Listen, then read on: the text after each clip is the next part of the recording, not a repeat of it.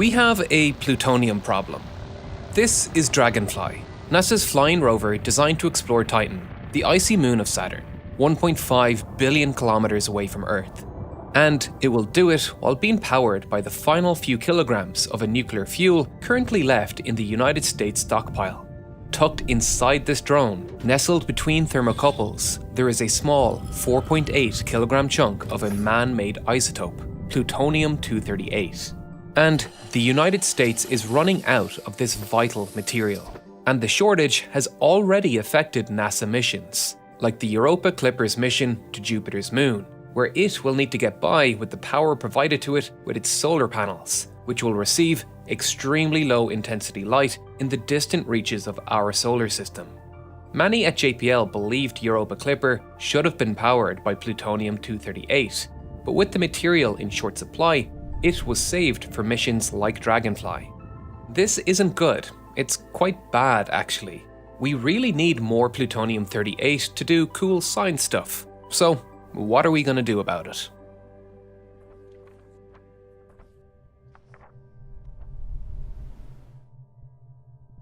This hasn't always been a problem.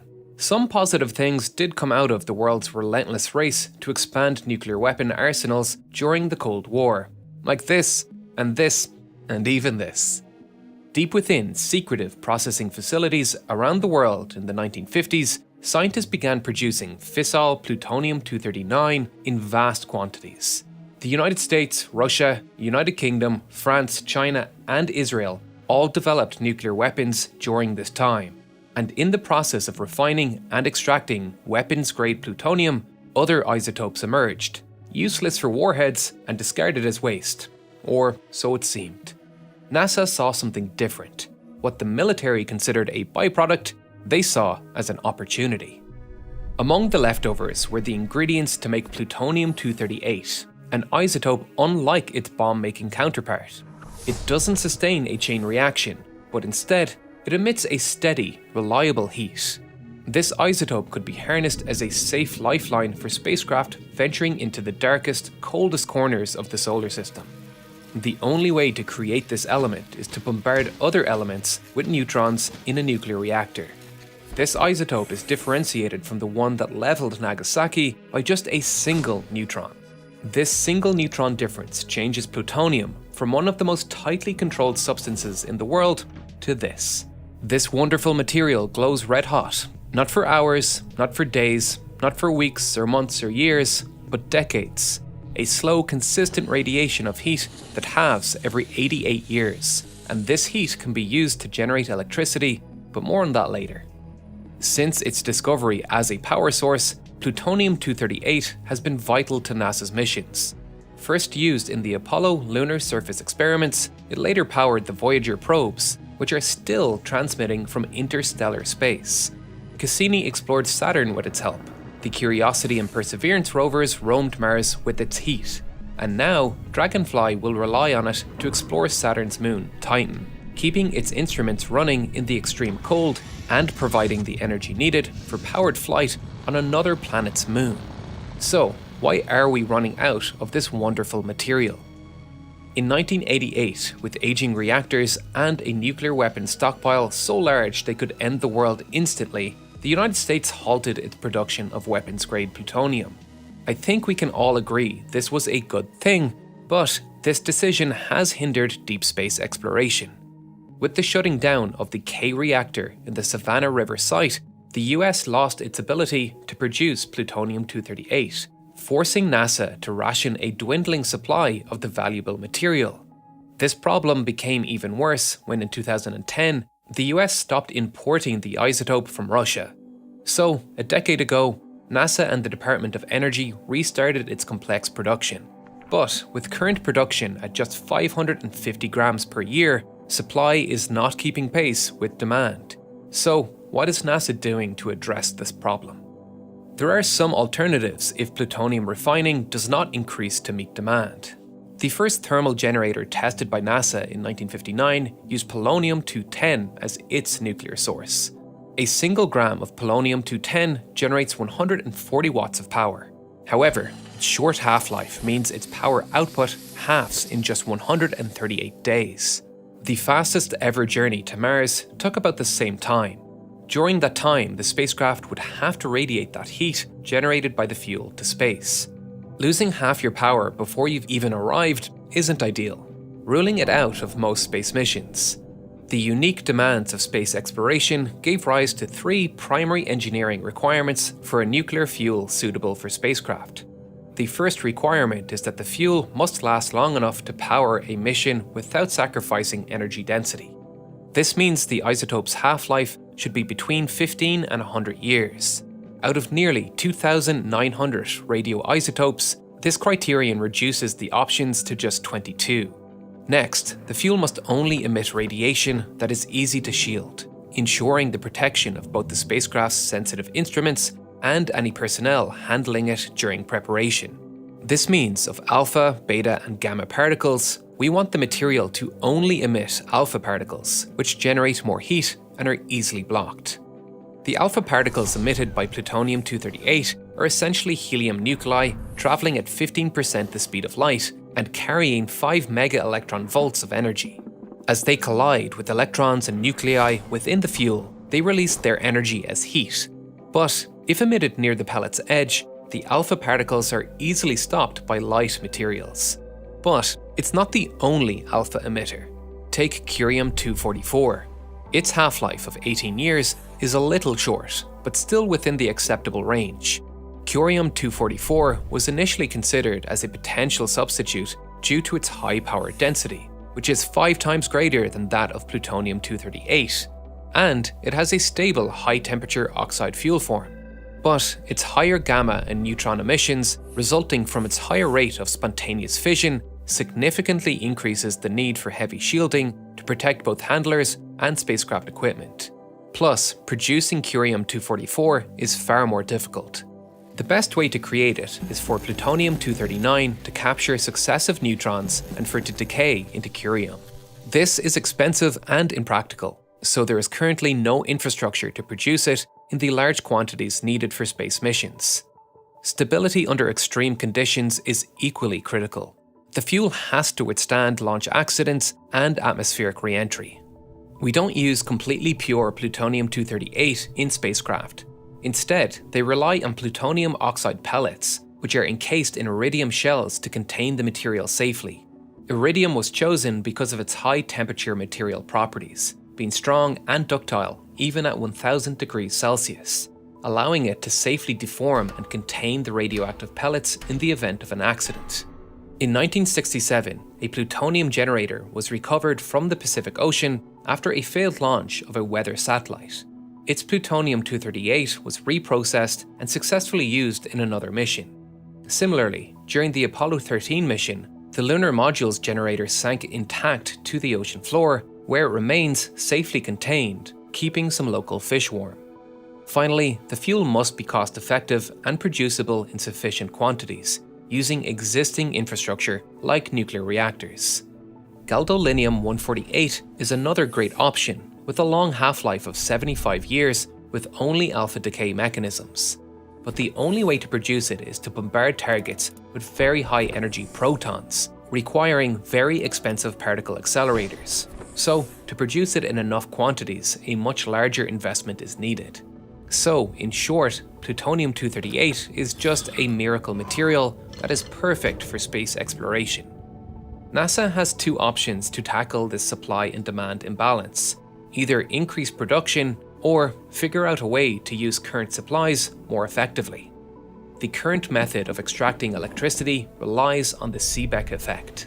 The Seebeck effect essentially allows us to generate an electric current through a heat differential. As charge carriers, both electrons and electron holes will move from hot to cold. So, if we have 2 semiconductors, one with charge carriers in the form of electrons and one with charge carriers in the form of holes, a potential difference between the 2 semiconductors will form when a heat gradient is applied. This potential difference causes a current to flow in the external circuit.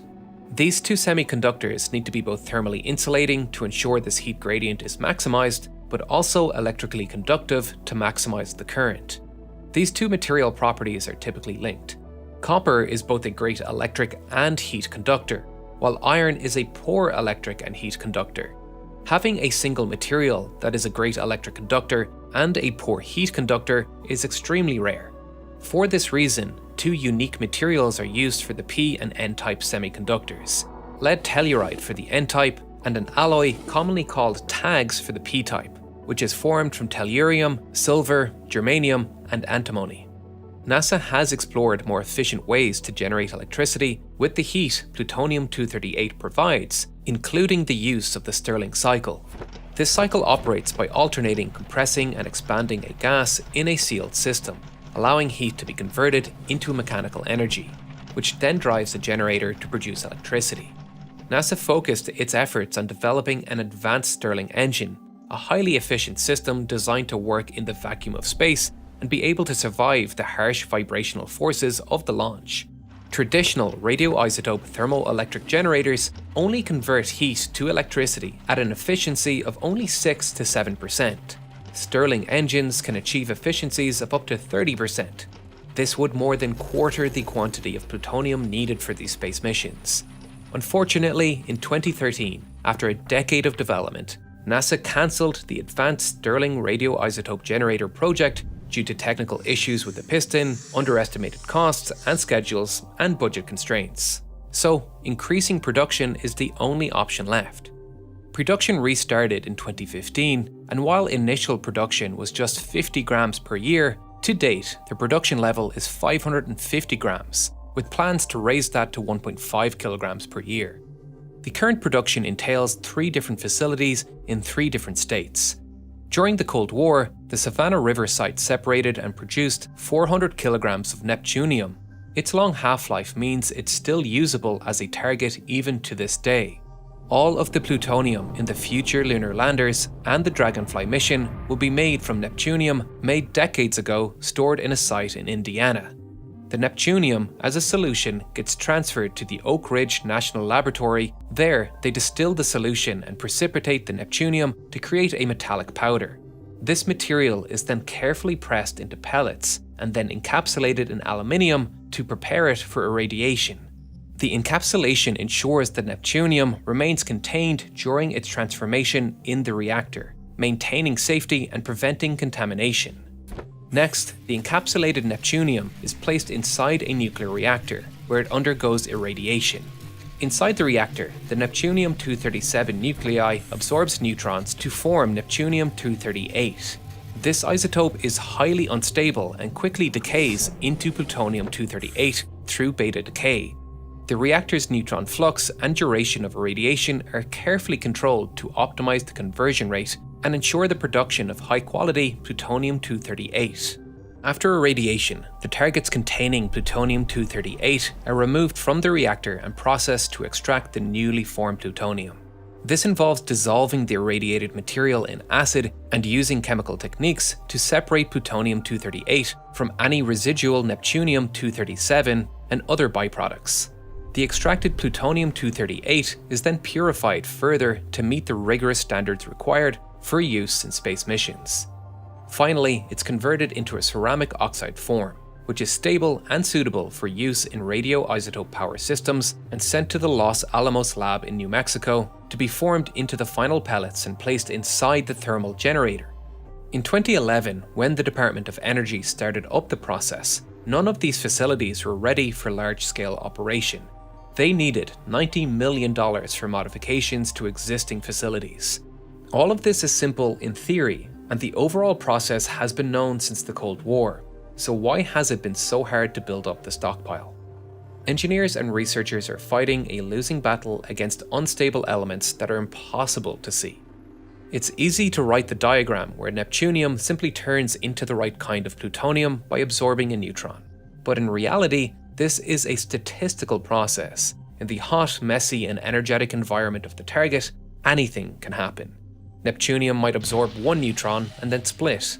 Ideally, it absorbs a neutron and becomes neptunium-238, but once formed, this neptunium is also exposed to the same neutron bombardment. This is actually the main way neptunium-238 decays. 85% of the neptunium-238 that is created is destroyed by neutron-triggered fission. Then, in the off chance that everything goes well and the plutonium-238 starts to build up in the target, it is still being irradiated too, creating even more undesired isotopes. We need 85% pure plutonium-238, and trying to separate two isotopes that differ in mass by 1 or 2 neutrons is almost impossible. These interactions are incredibly difficult to control. During one cycle, 1 gram of neptunium would yield just 0.5 grams of plutonium. To maximize the likelihood of plutonium-238 forming, we want to expose the target to a stream of very concentrated neutrons for a short time in cycles. In between the cycles, the target is allowed to cool, while unwanted byproducts decay further. There are very few facilities capable of doing this, just 2. The high-flux isotope reactor at the Oak Ridge National Laboratory and the Advanced Test Reactor at the Idaho National Laboratory. And there is huge demand for these reactors. Nuclear physicists depend on these slots being available to study different isotopes, so the lack of places to irradiate the targets in addition to the low yield means the number game is not in our favour to build up the stockpile. So where do we go from here? The production process is slow and complex. The Oak Ridge National Laboratory is on track to produce 1.5 kilograms of plutonium-238 per year. The Dragonfly mission alone will need around 4.8 kilograms, taking 3 years to produce. So we desperately need to increase supply because there are many more exciting missions that could use this incredible material if it was available. The success of the restart of US plutonium production has sparked interest in other space organizations. The ESA is well positioned to create their own manufacturing plant. France, having a large nuclear power base already, has a full facility meant to extract plutonium and uranium from spent nuclear fuels in La Hague. Looking to the near future, the possibility of using plutonium-238 for lunar missions is gaining attention. While the moon offers better conditions for solar power compared to deep space, certain lunar regions such as permanently shadowed craters at the poles require alternate power sources. These regions are of high scientific interest, as they may contain water ice and other valuable resources. A steady plutonium-238 supply could enable extended exploration of these areas, powering landers, rovers, and even infrastructure like communication relays or habitat systems during the long lunar nights. Ultimately, there is only one answer to this problem. Scaling up plutonium-238 production to support both lunar and deep space missions is going to require a lot of money.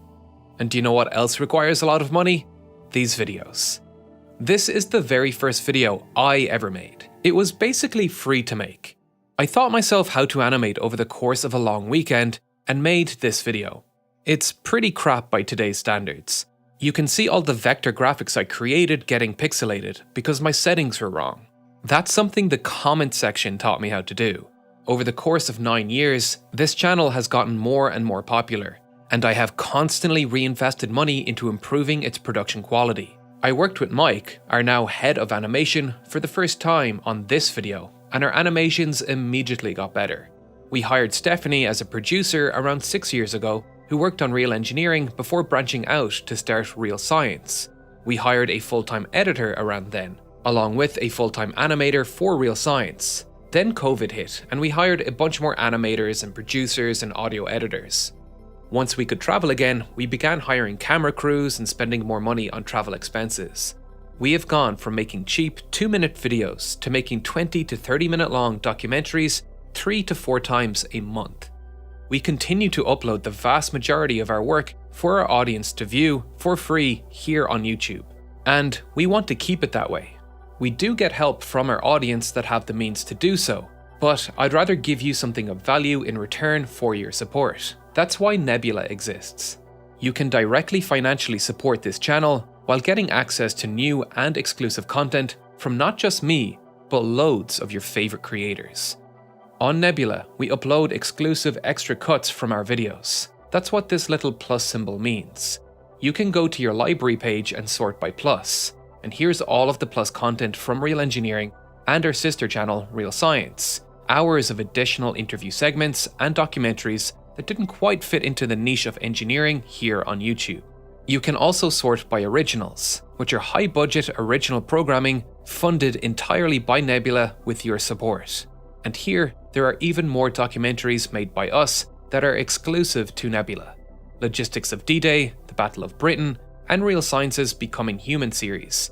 And we've plans for even more original series this year. This is what Nebula is about, and 2025 is set to be Nebula's biggest budget year ever, with even more money being funneled into original programming. So, if you want to watch all of that and watch my videos ad-free on Nebula, you can get 40% off the year plan at just $3 a month.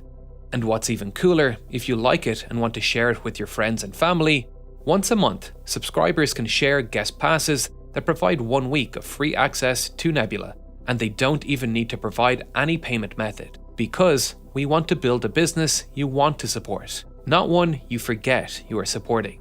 So, if you want to check out all the fascinating exclusive content on Nebula, go to nebula.tv/real-engineering or click the link in the description to get 40% off our yearly subscription today for the incredibly low price of $3 a month.